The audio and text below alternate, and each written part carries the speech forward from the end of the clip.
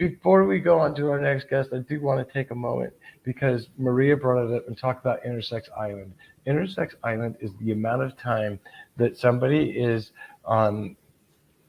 They've learned that they're intersex or that they were born a variation of human that doesn't fit the binary. They at least know that. But they don't know of any other intersex people. They don't know of any groups.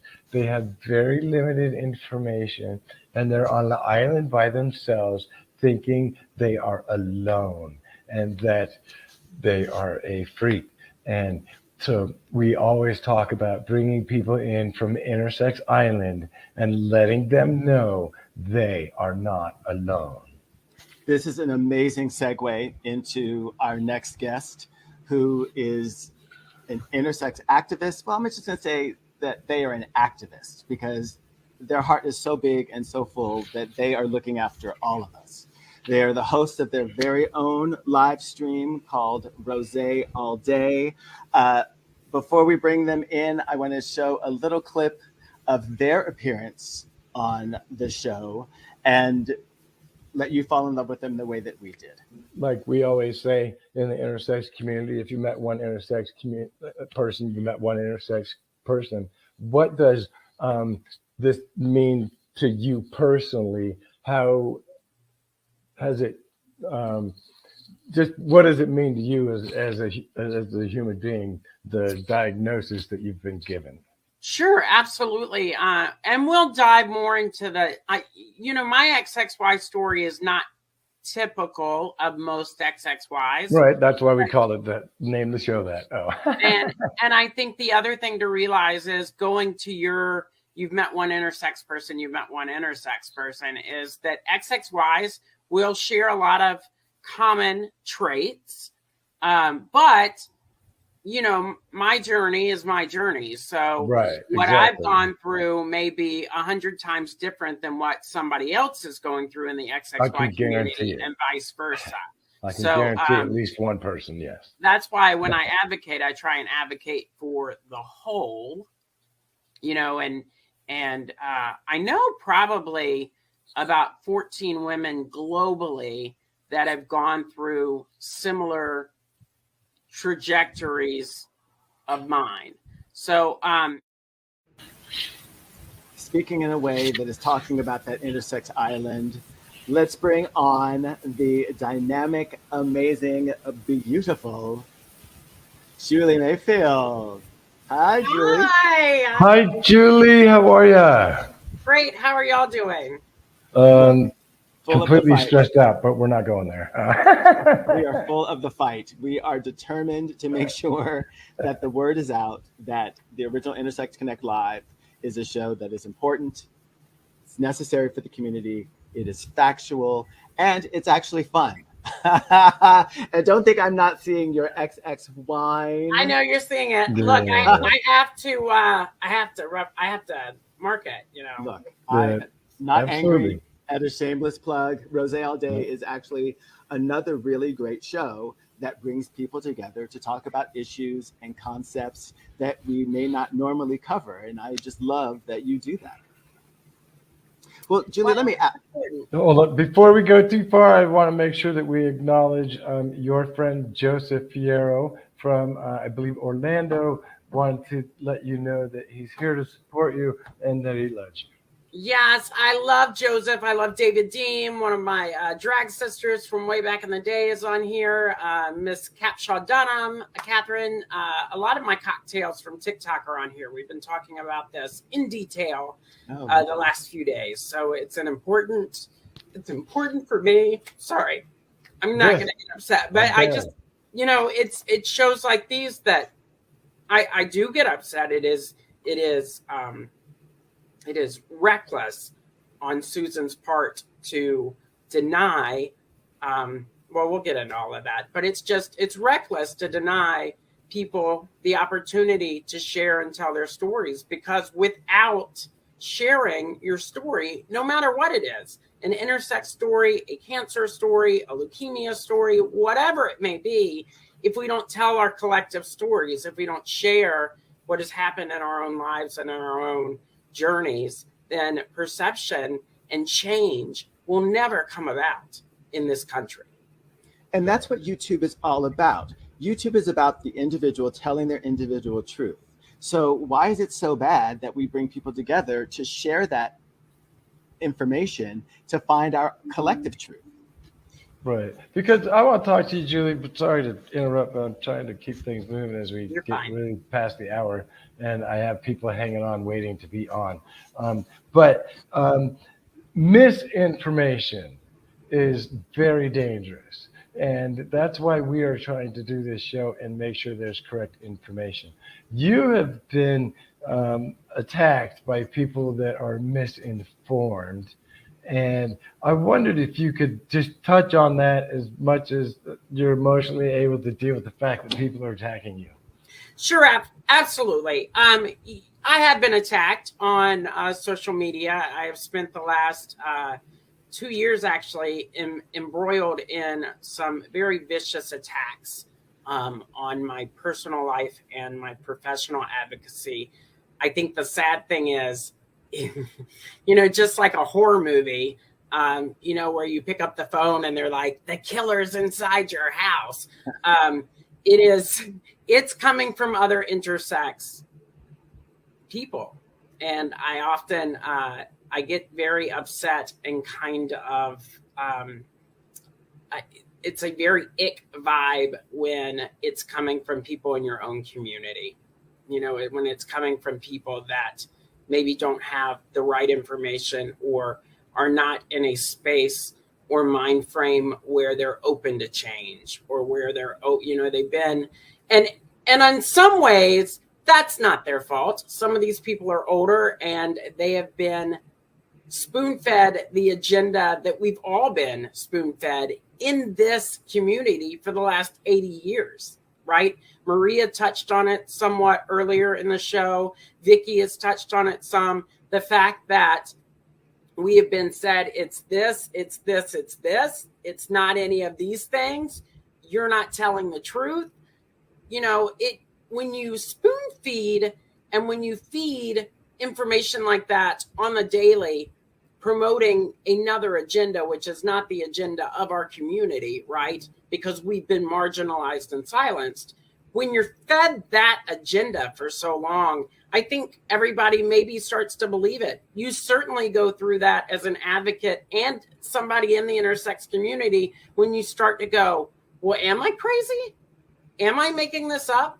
Am I not telling the truth? And I don't think any of that's it, right? I think I have a really great friend, another advocate of ours in our community that's in Europe. Her name's Ella Ora. She often will advocate with a form of a mask on. She was known as the masked advocate for many years in the UK. She's in Italy now. And she had a very important message for me last year, which she said, when you hit a nerve and you start to share your truth, and it is the truth, people will reach out to silence you. And that's when you know that you're doing the right thing. And that's when you know that what you're doing is important, because there are people that are trying to make you disappear and make your existence be erased. And look, the intersex community, we all know as advocates, we have spent the last 26 years trying to make a mark and to try and share our stories, not just for us, not just for our journey, and because that's important for us in these vessels to experience that, but to share with others that we absolutely 100% exist, and you have been lied to for most of your life. And we do it, and thank you so much for pointing it out, that we don't do it for ourselves, right? We really are doing it for someone else. And more specifically, we're doing it for the children that are coming up. And we're doing it for those behind us. I often say in advocacy that I may not be alive to see the changes that I'm initiating and enacting in my advocacy right now. I may not be around to see that.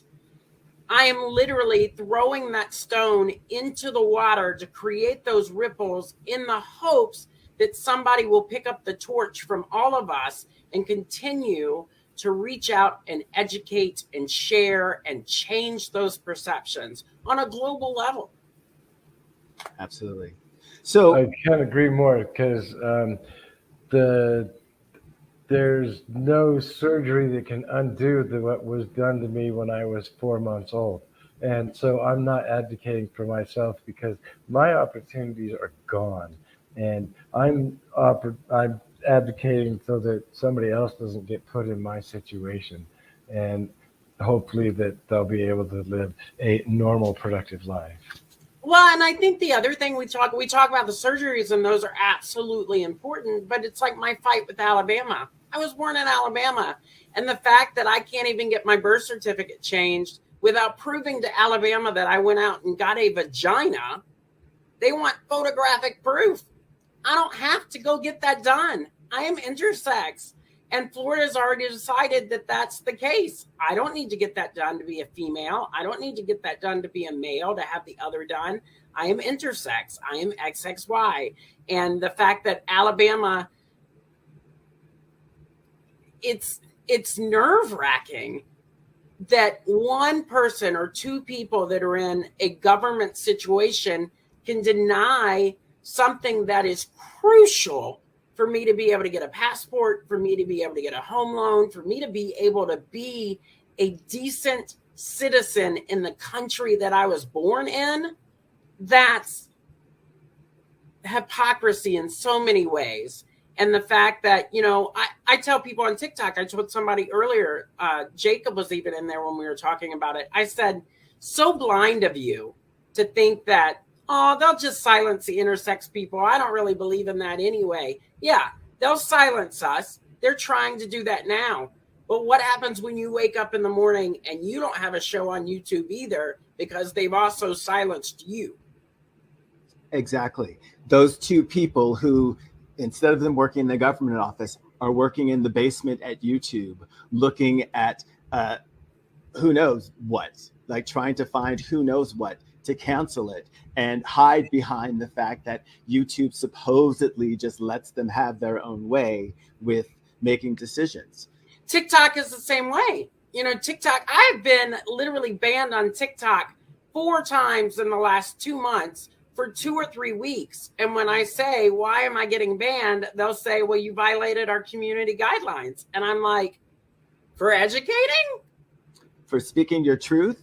Because you're going to let a young teenage boy get up and run down the stairs after he's put on a pair of gray sweatpants, and that's okay. But me actually telling you about the truth of a situation that's happening to many of us throughout this global community, that's not okay. Like, the standard practices for so many of these social media apps literally have nothing to do with what's, it's kind of like, look over here and have no idea what this hand is doing. Like, it is blatant censorship at its finest, and it needs to stop. It needs to stop. I mean, do you have any specific reasons why we need to tell Susan that she needs to do that internal audit? Absolutely. Susan, you are absolutely in a position of change. You are in a position that a lot of people would love to be in. You're running a multimedia platform that absolutely reaches into the farthest, recessed, dark spaces, not only for our community and the intersex community, but for so many marginalized communities. And you are in a position to make that change. You're the president. You have that say and you have that control. And I would hope that you would want to be on the right side of things with things that are important. I would hope that you want to be on the right side of things when it comes to societal growth and empathy and acceptance. I would hope that you would want to be on that side. I would hope that you do not want to be on the side that makes us fall backwards. We are certainly dealing with a lot of things in this country, with Roe versus Wade being repealed, with gay marriage possibly being repealed, with all these things that people have been able to accept and feel like this country is moving forward, if not the world, right? you are in a position where you could really make a positive impact on that. You need to do the audit and you need to bring a show back. And, I have a show on YouTube. If not, this is my show on the chopping block, because I strive to tell the truth and show true lives and stories and implement change. You absolutely need to look deeper into the people that are not really matching your community guidelines, and you need to quit silencing the people that fall in every range and are doing everything that they need to do to be a positive influence and change in this world. I love you So beautifully so said. much for saying all of that. Thank you so much for stopping by and sharing your love, your beauty, your heart, your passion for humanity. I just adore you, and I'm so happy to be on this planet with you. Everything Bosch said, Julie, you are an amazing human being. And I know that you have stood up to and walked through some enormous bullying and difficulties to get to this day, but you keep doing it and you've never given up, and you are fighting for tomorrow's children. And it warms my heart to know that I know you. Goodbye, darling. Thank you so Bye. much. We are having so many people in the comments who are just giving so much love. Candace has said, stop silencing those who are educating. We hear you, Julie, and we support you always. Candace, we are so grateful that you are here supporting us in this endeavor. Just absolute love. Absolute love.